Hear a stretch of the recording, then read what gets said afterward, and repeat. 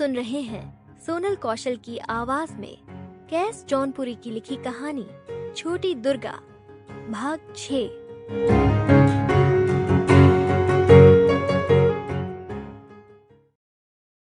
राक्षसों के सेनापति बलासुर ने अपने सैनिकों के साथ पूरे गांव को घेर लिया था।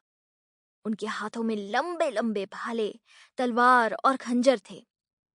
अस्त्र शस्त्र से सजे इन सैनिकों को देखकर गांव के सब लोग डर के मारे अपने अपने घरों में छिप गए। बलासुर ने उन्हें ललकारा, अरे डरपोक गांव वालों, तुम लोग किस बिल में जाकर छिपे हो? मैंने तुम्हें पहले ही चेतावनी दी थी कि अगर तुम लोगों ने दुर्गा को हमारे हवाले नहीं किया तो मैं गांव की ईंट से ईंट बजा दूंगा। लेकिन तुम लोगों ने मेरी बात नहीं मानी।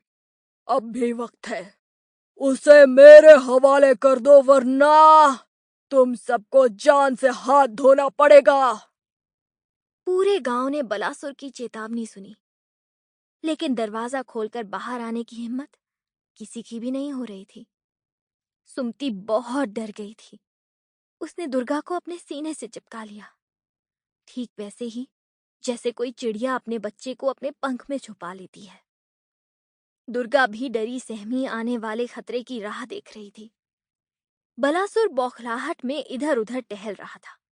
उसका गुस्सा बढ़ता जा रहा था, क्योंकि उसे अभी तक अपनी चेतावनी का गांव वालों पर कोई असर नहीं दिखा था। उसने अपने सैनिकों को हुक्म दिया, सबके दरवाजे तोड़ दो और सबको घसीटकर बाहर निकालो। ये लोग ऐसे नहीं मानेंगे। अगर कोई जोर जबरदस्ती करे तो उसे वहीं खत्म कर देना। लेकिन दुर्गा मुझे सही सलामत चाहिए। बलासुर का हुक्म मिलते ही उसके सैनिक पूरे गांव पर टूट पड़े। अब एक एक आदमी को घसीट घसीट कर लातों घूसों से मारते हुए घर के बाहर निकाला जाने लगा। जिस घर में कोई आदमी नहीं था, उस घर में से औरतों को बाहर लाकर खड़ा कर दिया गया। हर घर से होते हुए बलासुर के सैनिक दुर्गा के दरवाजे पर भी पहुंच गए। उन्होंने लात मारकर दरवाजा तोड़ने की कोशिश की। ये देखकर सुमती डर गई। वो बुरी तरह घबरा गई। अब वो दुर्गा को मुझसे छीन ले जाएंगे। मैं इसे कहाँ छुपाऊं?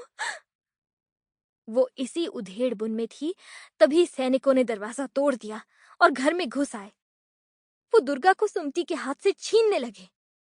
सुमती और सैनिकों के Sample complete.